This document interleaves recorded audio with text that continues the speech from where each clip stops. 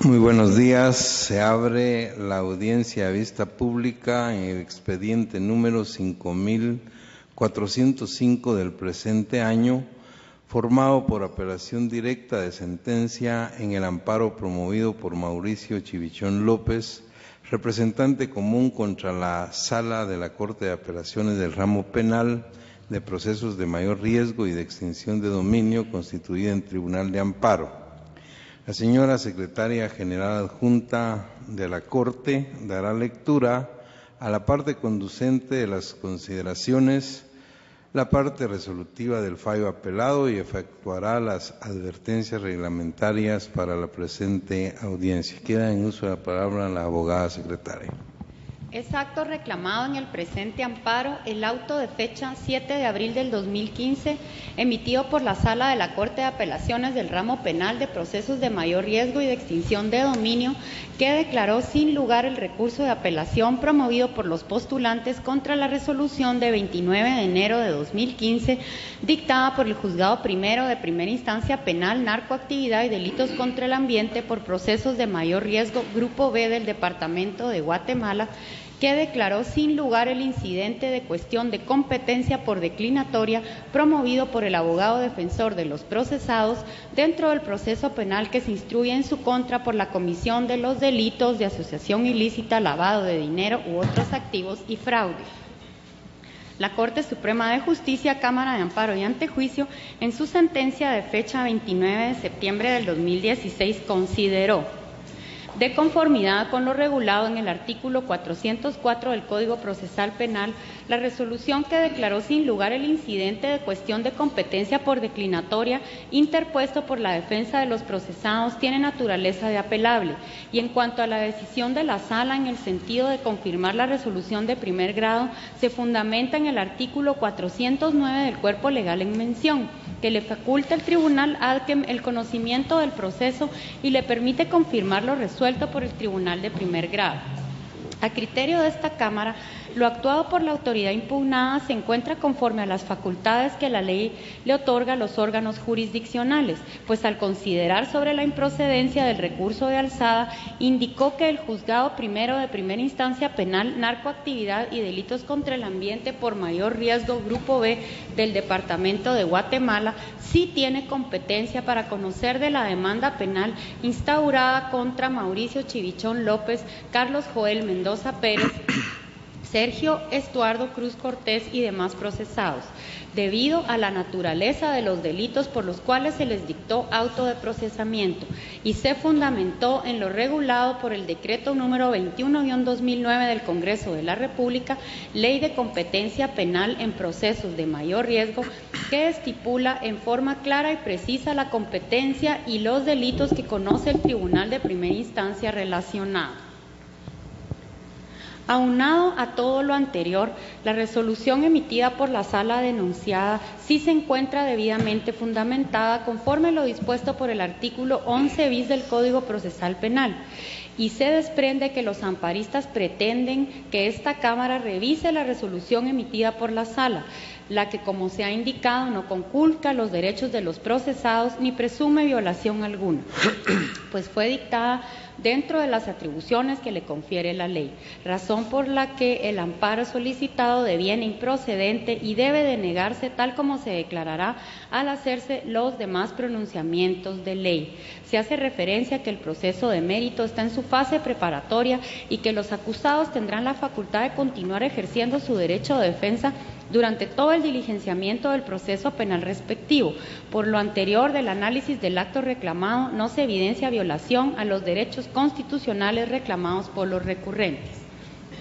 De conformidad con el artículo 46 de la Ley de Amparo, Exhibición Personal y de Constitucionalidad, la condena en costa será obligatorio cuando se declare improcedente el amparo, así como la imposición de multa al abogado patrocinante, por lo que en el presente caso se debe condenar en costas a los amparistas e imponer la multa al abogado patrocinante de conformidad con el artículo citado. Con base en las anteriores consideraciones, el Tribunal de Primer Grado resolvió: deniega por notoriamente improcedente el amparo planteado por Mauricio Chivichón López, Carlos Joel Mendoza Pérez y Sergio Estuardo Cruz Cortés contra la Sala de la Corte de Apelaciones del Ramo Penal de Procesos de Mayor Riesgo y de Extinción de Dominio. Condena en costas a los interponentes. Impone multa de 1,000 quetzales al abogado patrocinante Mario Federico Hernández Romero, quien deberá hacerla efectiva en la tesorería de la Corte de Constitucionalidad dentro de los 5 días siguientes de estar firme este fallo. En caso de incumplimiento, se cobrará por la vía legal correspondiente.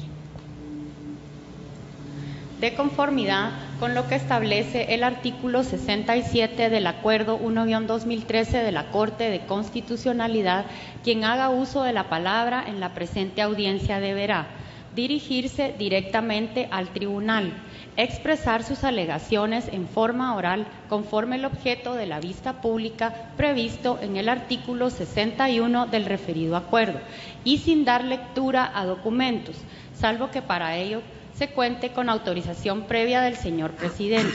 concretarse al asunto planteado, ser breve, conciso y preciso en su exposición, no proferir expresiones irrespetuosas a las partes o a los miembros del tribunal y para la exposición de alegaciones los intervinientes cuentan con un tiempo no mayor de 15 minutos. Es todo, señor presidente. Muchas gracias, abogada secretaria. Pueden hacer uso de la palabra en la presente audiencia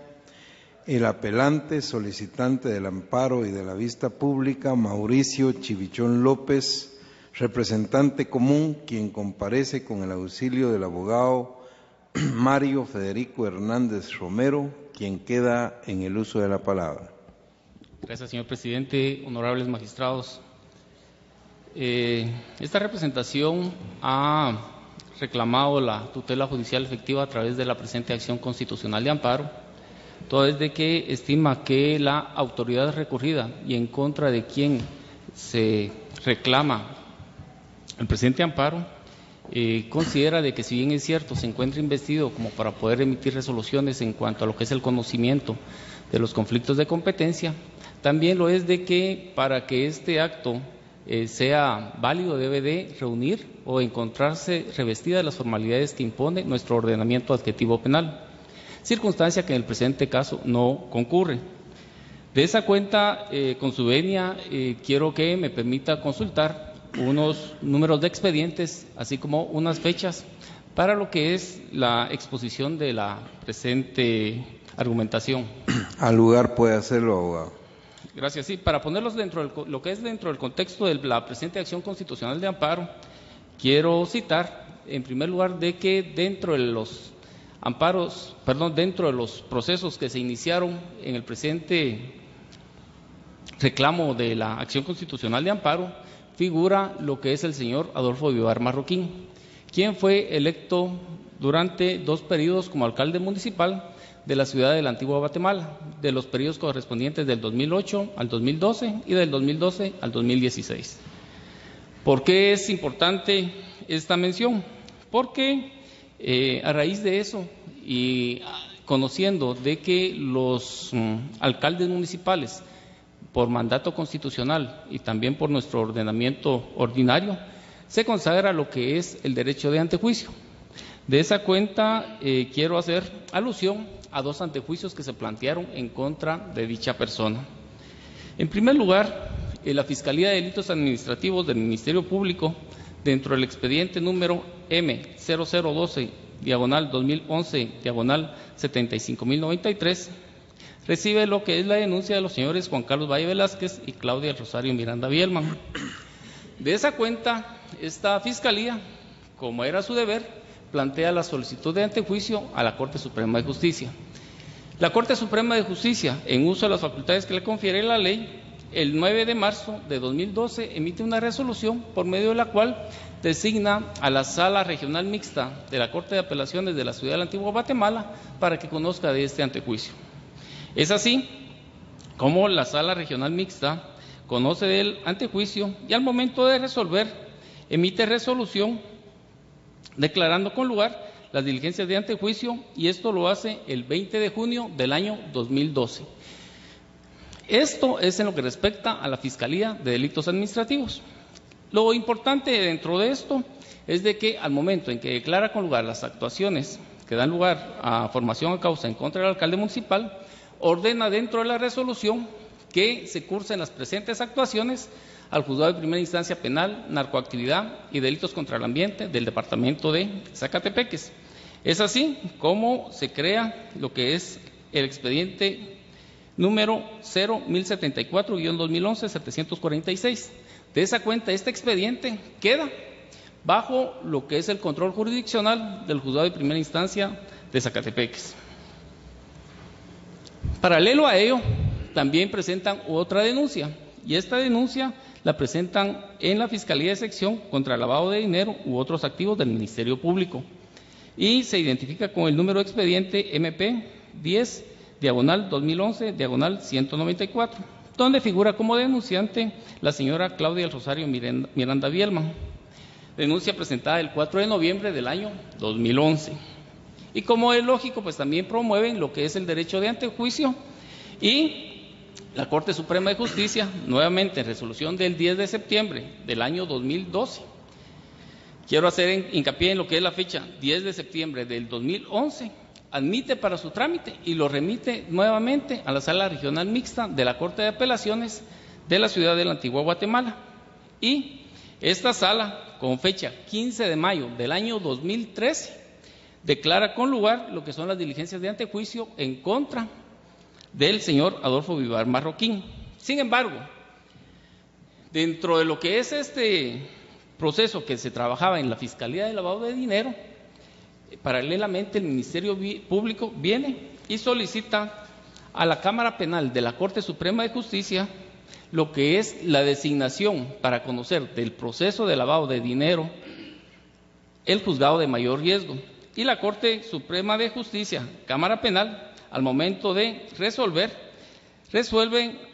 el 19 de junio del año 2012, donde autoriza el control jurisdiccional al Juzgado de Primera Instancia Penal, Narcoactividad y Delitos contra el Ambiente por procesos de mayor riesgo, Grupo B. De esa cuenta, el juez de mayor riesgo, el expediente que toma el control jurisdiccional de conformidad con la resolución de la propia Sala de Apelaciones, porque así lo ordena en su resolución, es de la Fiscalía de Lavado de Dinero. Y como consecuencia, la Sala comete un grave error. ¿Cuál es ese error? De que ordena la conexión al expediente de la Fiscalía de Delitos Administrativos, pero no advierte de que el expediente de la Fiscalía de Delitos Administrativos no era el juzgado de mayor riesgo quien tenía competencia, sino que ésta estaba conferida al juzgado de primera instancia del departamento de Zacatepeques. De esa cuenta se puede advertir de que la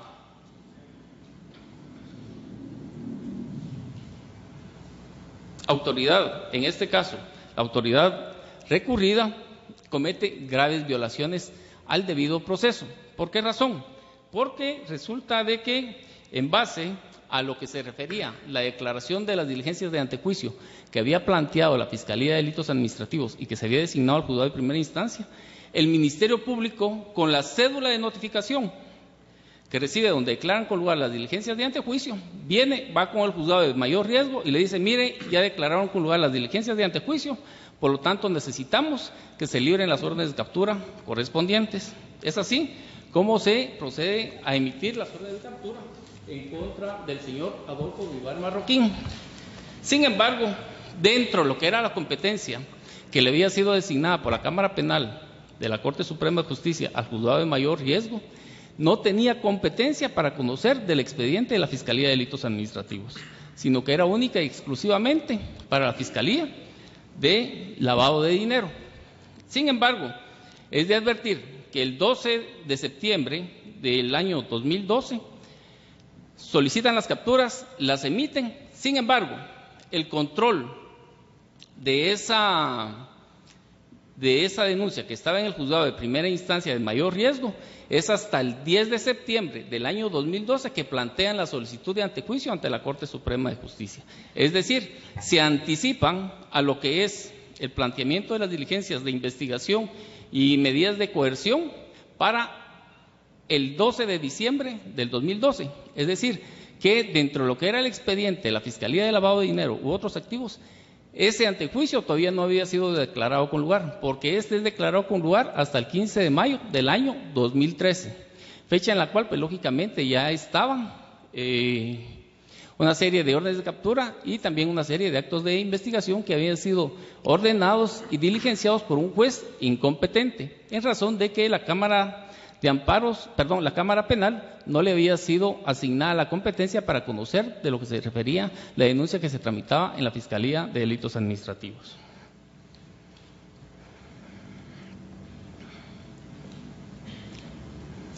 Es de mencionar también en cuanto a que mi defendido es ligado a proceso penal el 4 de junio del año 2013. Esto se refiere al señor Mauricio Chivichón López. Y el señor Carlos Joel Mendoza Pérez y Sergio Estuardo Cruz Cortés son ligados procesos hasta el 8 de octubre del año 2013. De esa cuenta se puede advertir de que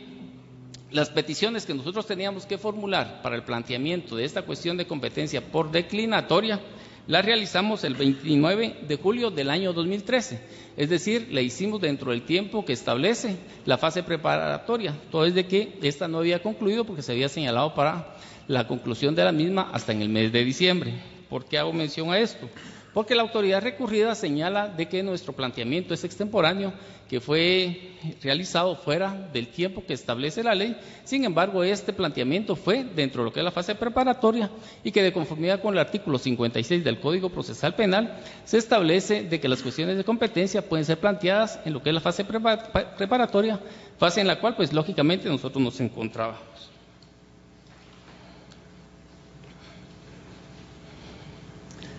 Como consecuencia, se puede advertir de que el control jurisdiccional sobre el cual se le había otorgado la facultad de conocer al juzgado de mayor riesgo, Grupo B, correspondía únicamente a la denuncia planteada ante la Fiscalía de Lavado de Dinero y no ante la Fiscalía de Delitos Administrativos. De esa cuenta se puede advertir de que al haberse ordenado la captura, así como una serie de diligencias dentro de ese proceso en la Fiscalía en la cual no tenía competencia para conocer el juez, pues se infringió no solamente el privilegio, sino que también lo que es el debido proceso. Esto en atención a que el juez no tenía que haber tenido como base la cédula de notificación en la cual declaraban con lugar el antejuicio de la Fiscalía de Delitos Administrativos, toda vez de que el artículo 20, en concatenación de lo que es el artículo 19 de la ley en materia de antejuicios, señala claramente de que al momento en que se declaren con lugar las diligencias de antejuicio, debe de remitirse el expediente al juzgado correspondiente. Y el juez aquí omite lo que es esa fase y empieza a conocer de este proceso simple y sencillamente con una cédula de notificación dentro de un expediente del cual no había sido designado para conocer de ese antejuicio. Por otro lado, es importante resaltar de que el artículo 40 del Código Procesal Penal es claro al establecer que la competencia penal es improrrogable. De esa cuenta, pues lógicamente, aunque se trate de una persona que goce del derecho ante juicio y en un procedimiento se le declare con lugar las diligencias, es necesario que por el nuevo hecho y para el cual había sido designado para conocer, tendría que haber esperado para que pudiera conocer en cuanto a lo que eran esas diligencias de antejuicio, porque de lo contrario, pues estaría vulnerando lo que es ese artículo 40 del Código Procesal Penal y por ende lo que es el debido proceso establecido en el artículo 12 de la Constitución Política de la República de Guatemala. Por otro lado, es importante resaltar de que existiendo un defecto absoluto en cuanto a lo que es el procedimiento iniciado por el juez, al no haberse respetado lo que eran las formas del debido proceso, específicamente en cuanto a lo contenido en la ley en materia de antejuicio y para lo que también para el efecto establece el artículo 296 del Código Procesal Penal en cuanto a esperar de que se pudiera tener con lugar las diligencias de antejuicio, pues lógicamente no tenía competencia para conocer de ese expediente. Por otro lado, es importante resaltar de que el pronunciamiento que emitió la Sala de Apelaciones de Mayor Riesgo al momento de resolver la apelación que se planteó en contra del auto por el medio del cual se declaraba sin lugar el incidente de una cuestión de competencia por declinatoria, incurre una serie de vicios de fundamentación. ¿Por qué señalamos este vicio de fundamentación? Toda vez de que el pronunciamiento que está haciendo la sala de apelaciones no lo hace de conformidad con las constancias procesales, sino que se aparta de ello y dentro de la misma resolución se puede apreciar de que ellos hacen mención en cuanto a un incidente de incompetencia, circunstancia que esta, de conformidad con nuestro ordenamiento, no se encuentra regulada en nuestro ordenamiento, toda vez de que la incompetencia que contempla el artículo 292 del Código Procesal Penal se refiere a una excepción, y aquí pues confunde lo que son los términos en cuanto a lo que es la incompetencia propiamente con lo que es una cuestión de competencia por declinatoria, que es el objeto del presente proceso. Asimismo, se hicieron otra serie de planteamientos. Disculpe, 2 minutos para terminar su exposición, por favor. Muy bien. Se hicieron otra serie de planteamientos en la cual se señalaba de que la plataforma fáctica de los hechos que se le imputaban al doctor Biobar Marroquín abarcaban hasta el año 2010. Sin embargo, mis defendidos, por los cuales estamos recurriendo en amparo, se refieren a hechos distintos a ese periodo. Es decir, se refiere a un periodo del año 2000, de junio del 2011 a septiembre del 2011, es decir, tampoco tenía competencia juez por esas razones. Asimismo, en cuanto a lo que es el señor Sergio Estuardo Cruz Cortés, a él los hechos que se le están imputando corresponden al año 2012. De esa cuenta se puede advertir de que la sala de apelaciones, al momento de proferir su resolución, no lo hace de conformidad con las circunstancias procesales, razón por la cual esta representación, con todo respeto, solicita de que se otorgue la protección constitucional reclamada por medio de este amparo y como consecuencia se revoque la sentencia venida en apelación y se deje en suspenso la resolución emitida por la autoridad recurrida, que se refiere al auto de fecha 7 de abril del año 2015. Muchas gracias. Muchas gracias, abogado Hernández Romero. La audiencia continúa con la intervención de los terceros interesados en el presente amparo, en este caso la Comisión Internacional contra la Impunidad en Guatemala, CICIG, por medio de la mandataria judicial especial con representación, abogada Lady Indira Santizo Rodas, quien comparece con su propio auxilio y quien queda en el uso de la palabra. Señores magistrados, abogado de la defensa técnica del apelante, tengan todos ustedes un buen día. Después de escuchar los argumentos vertidos por el interponente de la apelación dentro del proceso 5405-2016 en contra de la sentencia de fecha 29 de septiembre de 2016, emitida o proferida por la Corte Suprema de Justicia, Cámara de Amparos y Antejuicios, esta representación procede a hacer su alegato en base a las siguientes argumentaciones fácticas y jurídicas. La Corte de Constitucionalidad ha sentado doctrina legal cuando establece de que la jurisdicción constitucional no puede subrogar o sustituir a la jurisdicción ordinaria cuando se pretende que esta jurisdicción se convierta en una vía revisora de lo actuado por la jurisdicción ordinaria. Es así como esta representación puede ver que el apelante lo que pretende hacer, señores magistrados, es que ustedes revisen a través de sus facultades lo que ya ha sido resuelto por el Tribunal de Mayor Riesgo B, así como por la Sala de Casos de Mayor Riesgo y Extinción de Dominio. También es importante mencionar que la misma Corte ha dicho y ha sentado doctrina legal al establecer que el simple hecho de que un juez o un órgano jurisdiccional profiera un acto no viene o deviene de una conculcación o vulneración de garantías, que se da también esta conculcación de garantías siempre y cuando exista un agravio y no cuando exista un interés contrapuesto de alguna de las partes dentro del proceso. Pues, señores magistrados, esa circunstancia ocurre dentro de la apelación planteada por los señores Mauricio Chivichón López, Carlos Joel Mendoza Pérez y Sergio Estuardo Cruz Cortés. Es importante mencionar que en las sentencias ya referidas, tanto de la apelación que es emitida por la Sala de Extinción de Dominio, así como el acto que hoy se encuentra acá en impugnación, que es la sentencia de fecha 29 de septiembre de este año, existe un apartado considerativo en el cual se hace referencia que en el momento en que se interpone la acción constitucional de amparo, ésta carece de fundamento, de motivación. Es decir,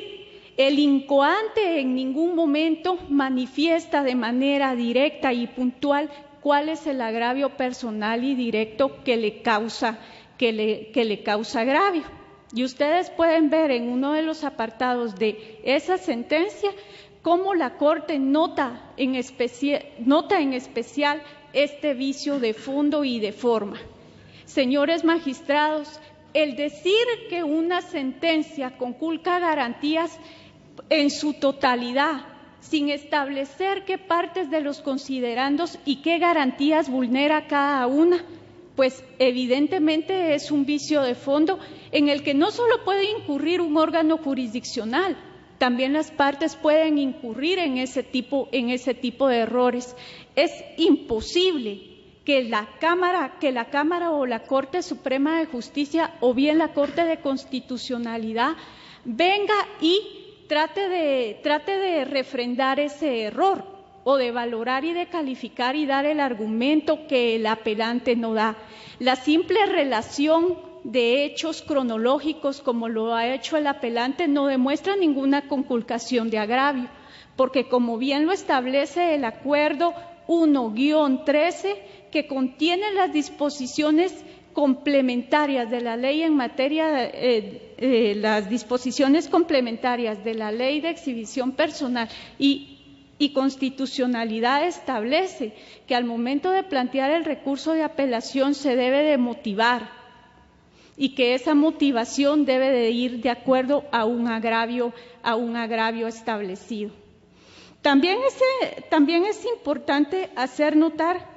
que en esa relación de hechos que ha hecho el apelante omite actos jurisdiccionales que son vitales y son importantes dentro del proceso que hoy se discute. De manera muy general voy a resumir y también voy a exponer esos hechos que han sido omitidos por el apelante. Señores magistrados, en fecha 22 de junio del año 2011, se plantea por el señor Carlos Valle una denuncia penal ante la Fiscalía Distrital del Departamento de Zacatepeques. Seguidamente, el 11 de julio del mismo año, la señora Claudia Bielban plantea otra denuncia penal en la misma Fiscalía. ¿Qué es lo que hace el Ministerio Público de acuerdo a lo que establece el artículo 5 de la Ley Orgánica? Lo que hace es que, siendo único, indivisible, tiene la facultad administrativa de conexar expedientes de investigación. Entonces, conexa esas dos denuncias que se convierten en el expediente 75093. De ese expediente se plantea el antejuicio identificado 172-2012, que efectivamente conoce la sala mixta de apelaciones del departamento de Zacatepeques, y es el 20 de julio del año 2012 cuando se declara con lugar las diligencias de antejuicio. Seguidamente, en fecha 19 de junio de 2012, el Ministerio Público plantea la solicitud de determinación de competencia ante el órgano correspondiente. Y simultáneamente se presenta el 4 de noviembre la denuncia de la señora Claudia Bielban, que es conocida en la Fiscalía de Lavado de Dinero. ¿Y por qué es importante toda esta cronología? Porque para el 12 de septiembre de 2012, cuando el juez de mayor riesgo B ya tenía la determinación de la competencia, porque esta fue declarada, como les dije anteriormente, en fecha 19 de junio del 2012, el Ministerio Público le solicita al juez de mayor riesgo, y eso consta en el proceso, de que judicialmente se dé la conexión.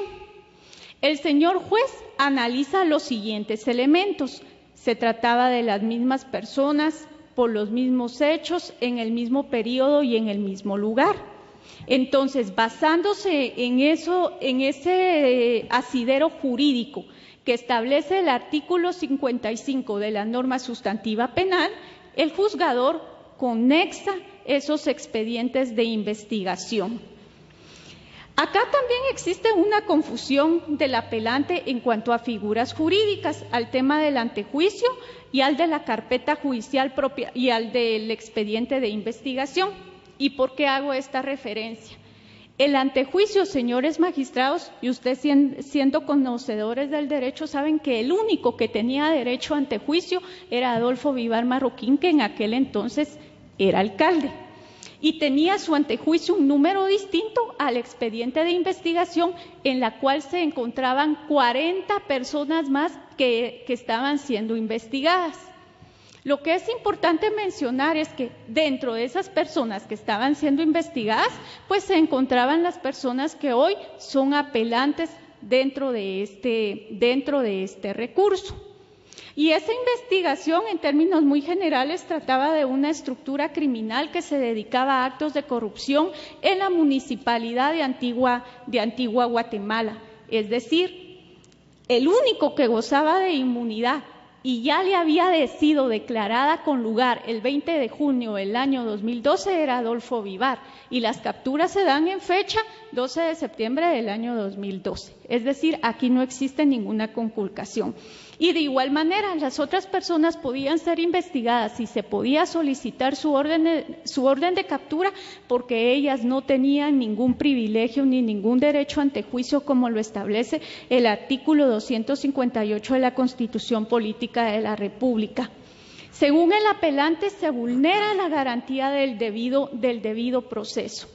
La Corte de Constitucionalidad también ha interpretado esta garantía. ¿Y qué ha dicho sobre ella? Que el debido proceso debe entenderse más allá del cumplimiento de las simples formalidades de un proceso, que se da su cumplimiento cuando los órganos jurisdiccionales resuelven atendiendo a las constancias procesales, hacen una aplicación correcta de la norma sobre los hechos que son puestos a su conocimiento. Eso es el debido proceso, y en el presente caso, tanto el juez de mayor riesgo que ordenó las capturas, que conoció de la cuestión de competencia por declinatoria, como la misma sala de mayor riesgo y extinción de dominio, señores magistrados, han resuelto apegados a esas constancias procesales. De igual manera,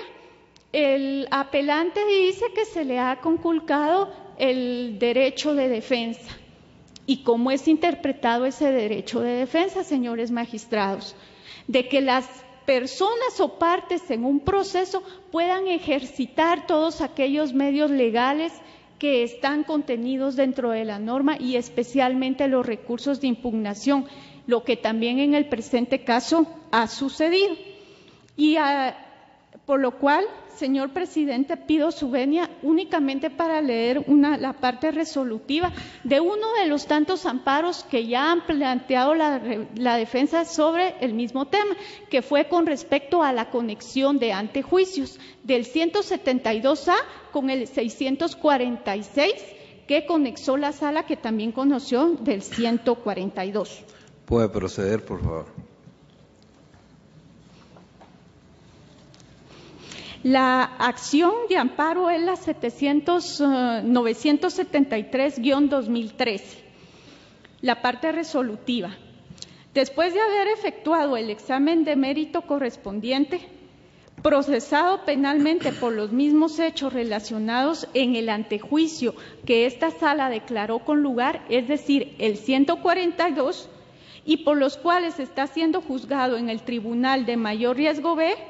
motivo por el cual ha de declararse que al lugar el antejuicio al proceso identificado en el Tribunal Primero de Primera Instancia Penal para casos de mayor riesgo B.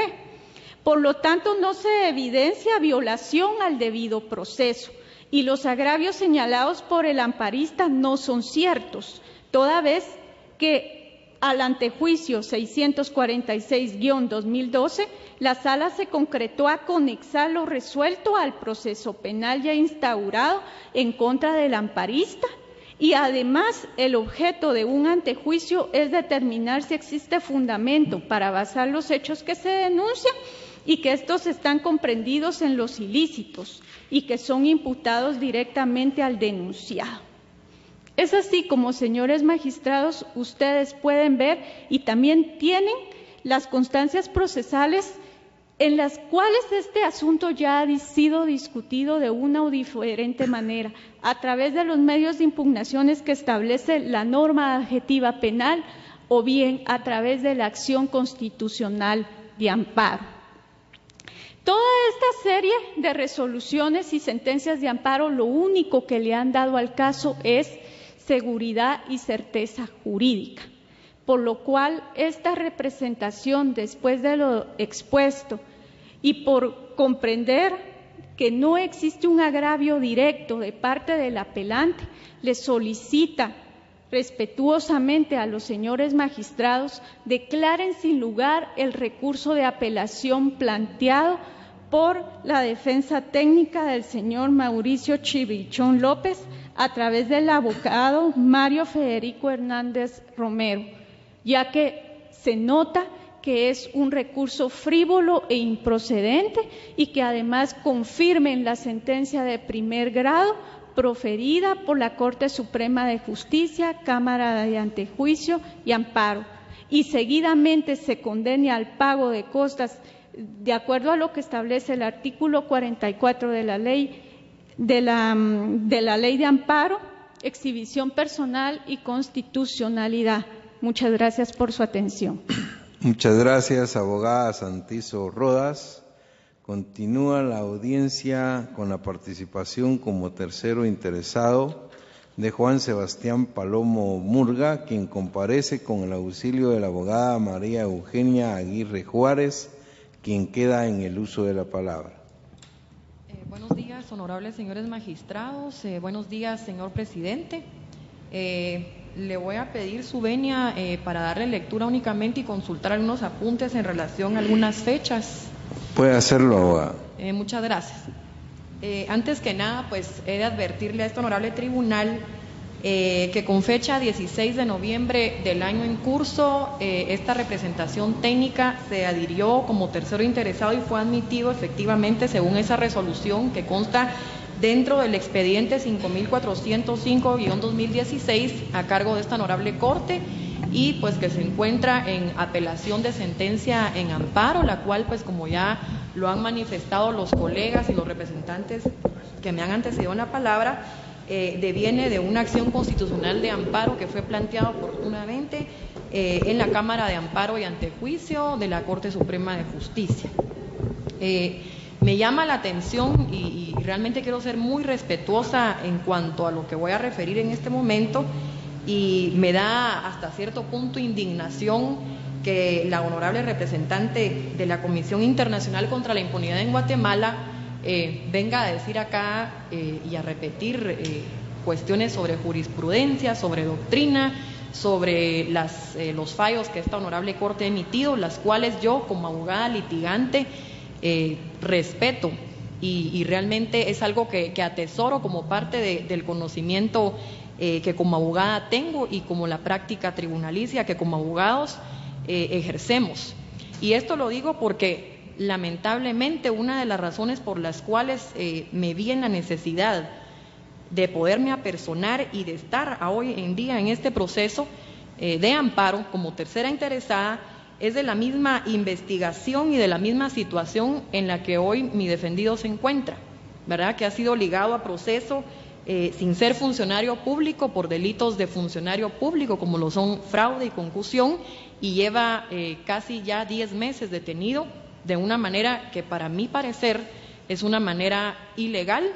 y totalmente desapegada de derecho. No solamente por lo que ha sucedido en cuanto a la persona de él, sino porque no se necesita mayor conocimiento, sino al simplemente poder darle una lectura a las actuaciones que forman parte de esta acción constitucional de amparo y del expediente mismo que está a cargo del juzgado de primera instancia para procesos de mayor riesgo, ahora grupo D, ya que fue trasladado a la otra juez. Ya no está ahora con el honorable señor juez Miguel Ángel Gálvez, sino con la jueza Ifán. Lamentablemente, pues uno se puede percatar y se puede dar cuenta de los agravios y de las aberraciones procesales que se han cometido dentro de este proceso. Yo me incorporo a este proceso en febrero del presente año como abogada defensora del señor Juan Sebastián Palomo Murga, y luego de unas audiencias que se dan en junio del presente año, que son de revisión de la medida de coerción, ya que, como les he dicho, mi cliente se encuentra detenido,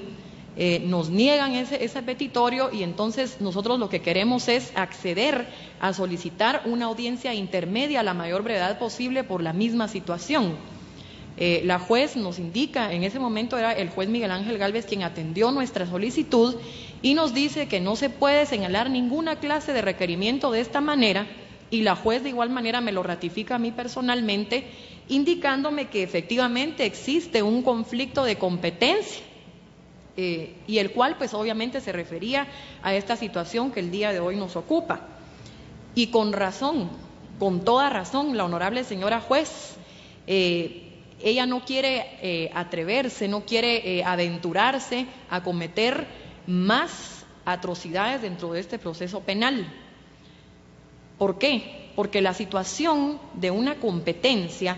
es tan delicada dentro de un proceso penal, porque cuando estamos hablando dentro de un proceso penal, no es como un proceso de otra materia, sino que en el proceso penal, por la misma naturaleza del derecho penal, es un proceso que sufre más violencia a través de la facultad que el Estado ejerce, a través de sus operadores de justicia, los señores jueces y magistrados, y ahora este honorable Tribunal Máximo Constitucional. Aquí se han vulnerado, como lo ha manifestado ampliamente con antecedentes y algunos otros datos que nos ha proporcionado el abogado que me precedió en la palabra, el abogado Mario Federico Hernández, se ha violentado y se ha quebrantado el debido proceso en agravio no solamente de mi cliente, ahora es en agravio de él también. ¿Por qué? Porque existiendo un conflicto de competencia, la ley del organismo judicial es bien clara, y no voy a citar artículos porque hay un principio que establece que tanto ustedes, señores magistrados, como nosotros los abogados conocemos el derecho, y no hay necesidad de traerlo a colación, sino más bien referirme a que la ley del organismo judicial es claro. Cuando nos establece un conflicto de jurisdicción, debe de haber una suspensión, una suspensión del proceso, una declaratoria de inhibitoria para evitar que los actos del juez sean nulos si continúan dándose en ese mismo sentido. Y en el presente caso, lo correcto debió de haber sido de parte del honorable señor juez, que tenía a cargo en ese momento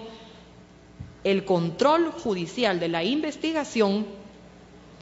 haberse inhibido de seguir conociendo las actuaciones en tanto el proceso no se resolviera en definitiva, porque eso lo establece la ley, no lo establece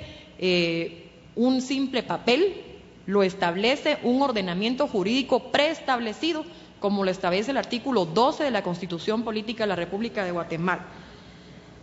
Y es una situación que, al no observarse, obviamente acarrea agravios al derecho de defensa, al debido proceso, y hace entonces que todo lo actuado sea nulo, como ya ha ocurrido en otros procesos. Acá no se trata de que sí se puede dar una conexión de manera administrativa entre uno u otro expediente. Yo misma estudié las actuaciones del proceso y es evidente el atropello que se da en general a todo el proceso, y cuando yo lo veo en cuanto a la persona que yo represento, cuando me doy cuenta que él fue ligado a proceso, que la orden de detención de él fue solicitada el día 20 de enero de este año y que él es ligado a proceso el 25 de enero de este año, luego de haber estado todos esos días detenidos en la carceleta, entonces uno se da cuenta que cómo es posible que ocurran estas situaciones, que continúe un proceso que debería de estar suspendido. Cuando pedimos audiencia no se nos puede dar ahora y las personas tienen que seguir en la situación en la que están, porque no se puede arriesgar la juez hoy por hoy a emitir ninguna resolución de fondo ni de forma que afecte el presente proceso, porque no vaya a ser que se declare la nulidad de todo lo actuado. Y entonces, ¿qué va a pasar con la resolución del 7 de abril del 2015 o con la del 29 de julio del 2013? O más, si nos vamos más hacia atrás de lo que fue